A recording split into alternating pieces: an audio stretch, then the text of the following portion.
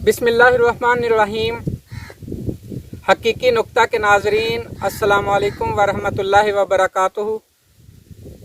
उम्मीद है आप सब खैरियत से होंगे और इस चैनल को बड़े ज़ौक़ और शौक़ के साथ मुलाहिज़ा कर रहे होंगे। हमारा आज का जो नुक्ता है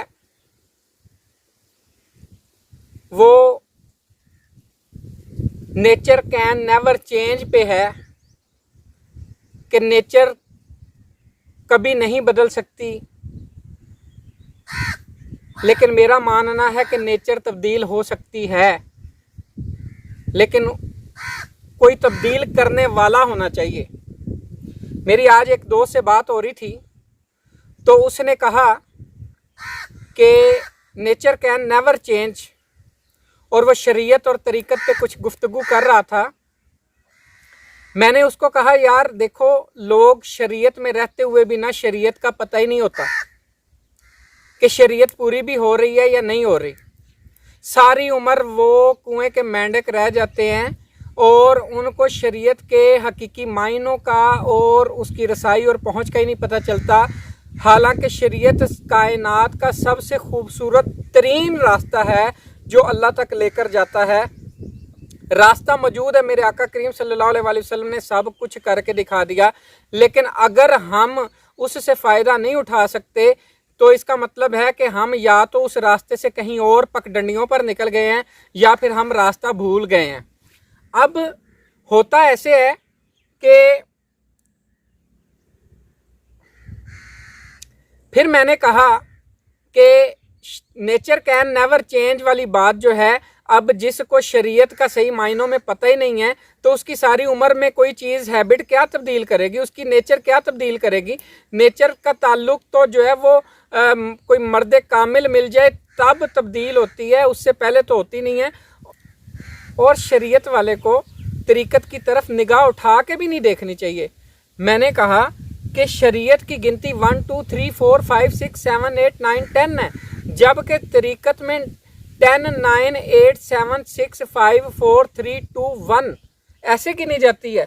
और ये हर एक के बस की बात नहीं है कि वो इन बातों को समझ ले, जब तक उसको जो है इस बात का अंदाज़ा ना हो कि मैं किस रास्ते पर गामज़न हूँ और उसकी मंजिल क्या है, या मैंने किस मंजिल तक जाना है तो मुझे रास्ता कौन सा इख्तियार करना पड़ेगा, तब तक हर चीज़ जो है वो बेफ़ायदा है, बेअसर है। मैंने उसको कहा, मैंने कहा यार देखो, अगर शरीयत के अंदर रहते हुए उसके लवाज़मात का ना पता हो, उसको अदा करने का, उसके अंदर रहने का, क्योंकि शरीयत एक सर्कल की तरह है, अगर उसके सेंटर पॉइंट में रहेंगे तो उसके तमाम समरात आपको मिलते रहेंगे। हल्का सा आपने शरीयत से बाहर कदम निकाला तो आप जो है वो सज़ा के मुर्तकिब पाए जाएंगे। अब इसी तरीके से मैंने कहा, शरीयत में रहकर भी अगर कोई शरीयत की पाबंदी नहीं कर रहा या शरीयत के लवाज़मात को पूरा नहीं कर रहा तो उसको यानी कि उसके लिए वो बेमायना है, वो उसका यानी कि वो किसी किस्म का वो फ़ायदा नहीं बल्कि उल्टा नुकसान है उसका। देखिए कि गाय दूध देती है, अब अगर वो दूध धोकर हम वैसे ही रख दें तो आपको पता है क्या होगा, उसमें बैक्टीरियाज पैदा हो जाएंगे। वो तो चाय पीने के काबिल नहीं रहेगा कि उसमें आप पत्ती और चीनी डालकर जो है दूध पत्ती बनाकर ही पी लें। वो तो स्मेल आना शुरू हो जाएगी, वो तो ख़राब हो जाएगा, वो तो बैठ जाएगा। पता क्या चला, एक ख़ास वक्त तक अगर उससे भी फ़ायदा नहीं उठाया तो वो भी बेकार हो गया। शरीयत से अगर फ़ायदा नहीं उठाया तो वो हर चीज़ जो है वो उसके नेगेटिव पहलू सामने आ जाएंगे।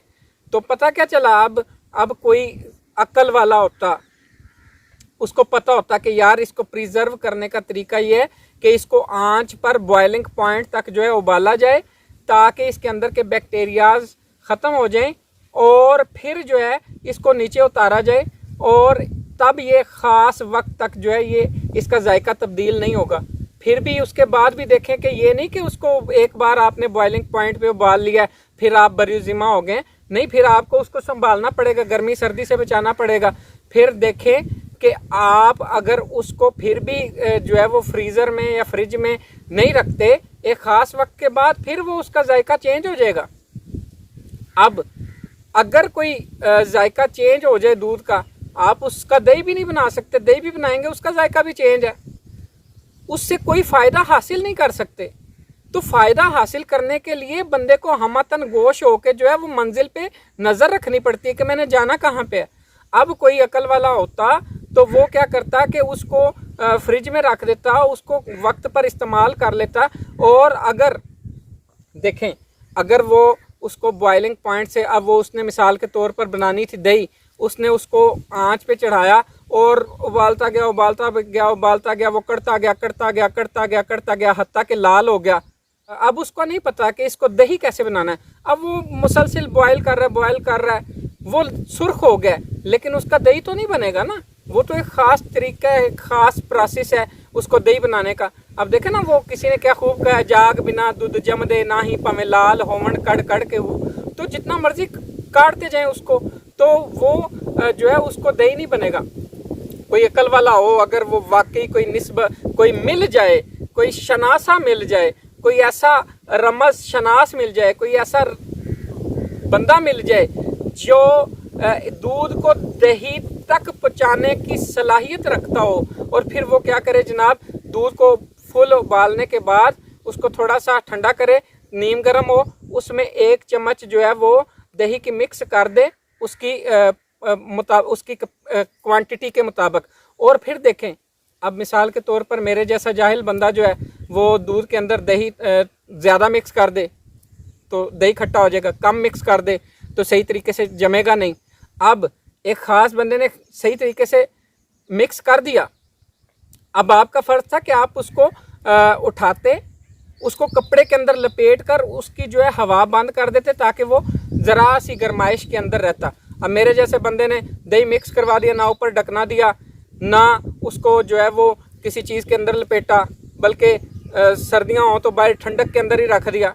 वो दूध जमने के बजाय जो वो नीचे बैठ जाएगा और ऊपर तकरीबन वो लस्सी टाइप होगा, नीचे से वो हल्का सा दही टाइप होगा, यानी कि वो अपनी कैफियत जो है वो ख़राब कर बैठेगा। अब पता क्या चला, हर चीज़ की अगर दूध की ख्वाहिश है कि वो दही बने तो उसको मंजिल पे भी नज़र रखनी होगी, उसको अपने जज्बे भी जवान रखने होंगे, उसके अंदर तड़प भी होनी चाहिए दही बनने के लिए। फिर एक ख़ास बंदा भी चाहिए जो रमज शनास हो, जिसके पास वो जाए, वो उसको जो है वो जाग लगा दे, फिर उसको उसकी हिफाजत की जाए। फिर जाके जो है अब 2-3 घंटों तक जो है दूध समझेगा कि मैं दूध ही हूँ, मैं लिक्विड हालत में हूँ। अब जैसे ही दूध के अंदर दही की चम्मच मिल गई ना जनाब, मेरा चैलेंज है कायनात का कोई जो है वो साइंसदान जो है उसको दोबारा से दूध बना के दिखाए, क्योंकि वो उसने कदम भर लिया है, उसने कदम भर लिया है कि वो दही बनेगा। अब वो दोबारा से दूध नहीं बन सकता। देखिए आप 2-3 घंटे लिक्विड रहने के बाद वो ऐसे जम जाएगा, उसकी फितरत ऐसे तब्दील हो जाएगी। अब कायनात की कोई चीज़ उसको जो है वो दोबारा से दूध नहीं बना सकती। अब हुआ क्या, आप उस 1 कटोरे जो है दही के अंदर आप 5 मन दूध डाल दें, वो 5 मन दूध इतनी ताकत नहीं रखते कि इस दही को दोबारा से वो जो है वो दूध बना दें। लेकिन मेरा मानना ये है कि आप उस 5 मन दूध में थोड़ा सा इसी कटोरे में से दही लेकर आप लगा दें, इसके पास ये पावर है कि ये उस 5 मन को दही बना सकता है। पता क्या चला, अब करोड़ लोग थे, उनमें से एक को रमज शनास मिल गया, उसने रांझा रांझा कर दी नी मैं आपे रांझा होई, सदों नहीं मैनू दीतो रांझा हीर ना आखे कोई, ते रांझा मैं विच मैं रांझे विच गैर ख्याल ना कोई, ते मैं नहीं हो आप है अपनी आप करे दिल जोई। अब हुआ क्या, अब उस रमज शनास ने जो उसको रमज समझाई, तो अब वो 1 करोड़ लोगों से मुख्तलिफ है। अब वो 1 करोड़ लोग जो हैं वो जोर लगाकर उसको वापस आम इंसान के लेवल पे नहीं ला सकते, जबकि वो जब चाहे वो किसी एक पर फोकस कर ले और उसको थोड़ा सा वक्त देना शुरू कर दे, एक दिन आएगा उसकी उस बंदे की फितरत बदल जाएगी। अब वो एक बंदा उन 1 करोड़ लोगों पर भारी है, अब उसकी फितरत को कोई तब्दील नहीं कर सकता, वो कई लोगों की फितरत को तब्दील कर सकता है। इसी तरीके से इससे आगे का मरहला देखिए। अब दही बनने के बाद क्या होता है, दही बन गया, अब आपने दही को नहीं संभाला, वो गर्मी में पड़ा रहा, वो फिर ख़राब हो गया। पता क्या चला, अब दही को ज़्यादा दिन इस्तेमाल यानी कि ज़्यादा दिन के लिए फ्रिज में रख दिया, फिर ख़राब, बाहर पड़ा रह गया, फिर ख़राब। अब चाहिए क्या था, उसको ख़ास वक्त पर इस्तेमाल कर लिया जाता। अब अगर दही की ख्वाहिश थी कि उसने दही से आगे के मरहले तक भी जाना है, दही से आगे का मरहला भी तय करना है, अब उसको क्या करना था? उसने ये करना था जनाब कि उसकी मंजिल पर नज़र होती, उसके अंदर तड़प होती, उसको कोई रमज़ शनास मिल जाता, या उसी पहले रमज़ शनास के वो ज़ेरे साया जो है वो सफ़र करता रहता। अब उसने क्या करना था? उसने उस दही का ना जो है उसके अंदर मदानी डाल के उसको फेंटा लगाना था। अब उसकी लुई लुई, उसका रू रू जो है ना वो उसने जो है वो अलग अलग कर देना था। उसकी एक एक जुज जो है उसने रुई की तरह उसने जो है उसको बार बार रगड़ कर जो है उसने उसका जो है फेंटा लगाकर उसको लिक्विड हालत में बना देना था। अब लिक्विड हालत में पहुंचने के बाद एक फिर अब देखें यहाँ पे, अगर वहां पे छोड़ दिया वो लस्सी रह गई। अब मिसाल के तौर पर अब दही की जो एक ख्वाहिश थी कि मैं किसी मंजिल पर पहुंचूं, वो फिर फना हो गई क्योंकि वो उसको बीच में रास्ते में छोड़ दिया गया। अब लेकिन अगर उस पर फोकस किया जाता और उसको बार बार जो है, जैसे कि मिसाल के तौर पर किसी को जिक्र मिल जाए दिल का, अब उसको वो मदानी की तरह जो है वो जिक्र को चलाता रहे। अब जिक्र चलते चलते चलते चलते चलते चलते उस दही को जो है उसका मक्खन निकाल देगा। अब इसी तरीके से वो रिड़क रिड़क कर जो है वो उस दही के ऊपर जो है मक्खन आ गया, लस्सी नीचे बैठ गई, मक्खन तर के ऊपर आ गया। अब ये उसकी मंजिल थी, लेकिन याद रखिए कि अब भी मंजिल पूरी नहीं हुई। अब उसमें अब आप कहते हैं जनाब लो जी इसको दोबारा से दही बनाया जाए, सवाल ही पैदा नहीं होता। कैसे बनाएंगे दही आप? इसको हो ही नहीं सकता। पूरी की पूरी फितरत तब्दील होगी। दूध की फितरत तब्दील हुई, दही बन गया, एक नई चीज थी। दूध वाला कंसेप्ट ही खत्म। दही से लस्सी बनी, नई चीज थी, कंसेप्ट ही खत्म। दही से आगे जो है वो लस्सी से आगे जो है वो उसका मक्खन बन गया, कंसेप्ट ही खत्म पिछली चीज का। अब मक्खन आपने जो लिया, मक्खन को अब आपने आम हालत के अंदर पड़ा रहने दिया। अब मक्खन भी 2-4 दिन के अंदर अपना जायका तब्दील कर जाएगा। मक्खन भी खास वक्त के अंदर अंदर अगर आपने इस्तेमाल नहीं किया वो भी बेफायदा है, उसमें स्मेल पैदा हो जाएगी, वो किसी काबिल नहीं रहेगा, बल्कि उसमें से बदबू आना शुरू हो जाएगी। अब मक्खन की कैफियत हो कि मैंने अब कोई ऐसी अनमोल चीज बनना है कि जो इससे पहले ना हो, जिसके बारे में कोई जानता ना हो, जिसकी कैफियत ही अलग हो, जिसकी खासियत ही अलग हो, जिसमें से खुशबू आ रही हो, जिसमें ताकत हो, जिसमें एनर्जी हो। अब रमज़ शनास ने क्या किया?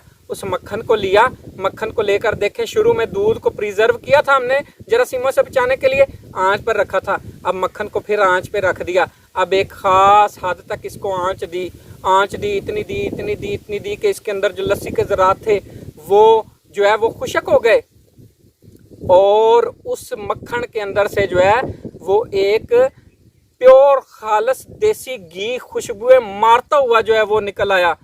अब अगर रास्ते में आंच बंद कर दी जाती तो वो जनाब देसी घी का मरहला ही नहीं पूरा होना था। वो एक ऐसा देसी घी बनता जो चंद दिन में ख़राब हो जाता। लेकिन एक ख़ास हद तक आंच देने के बाद अगर आप उसको उतार लें तो आप जितना मर्जी अरसा उसको रखें, इस्तेमाल करें। अब एक और चीज़ देखिए, आपने आंच से नीचे देसी यानी कि मक्खन को उतारा ही नहीं। अब क्या होगा? मक्खन से देसी घी निकल आएगा और करते करते करते करते वो स्याह हो जाएगा और धुआं बन के उड़ जाएगा, बर्तन काला स्याह हो जाएगा। क्या पता चला? वक्त मुतय्यन के अंदर अगर काम ना किया जाए, excess of everything is bad. अब आपने वक्त पर किसी चीज से फायदा नहीं उठाया तो अब उस के सम्राट कुल्ली के कुल्ली जाया हो गए। अब ये देखें, अब मक्खन ने फितरत तब्दील की, और मक्खन ने फितरत जो तब्दील की तो वो देसी घी बन गया। इसी तरीके से मेरे दोस्त देखिए, शरीयत के अंदर रहते हुए अगर आप उसके हकीकी सम्राट को पा लेते हैं, या जाते जाते आपको कोई रमज़ शनास मिल जाता है, वो आपको एक हल्का सा मगज़ जिक्र देगा, लेकिन वो जिक्र होगा क्या? उसको इसम आज़म कहा जाता है। समझ लें कि वो ऐसा जिक्र होगा कि आप करें, आपकी पूरी कैफियत कुछ अरसे में तब्दील हो जाएगी। अब फिर जब एक कदम भर लें, पिछली कैफियत ख़त्म, कोई चाह के भी आपको वैसा नहीं बना सकता।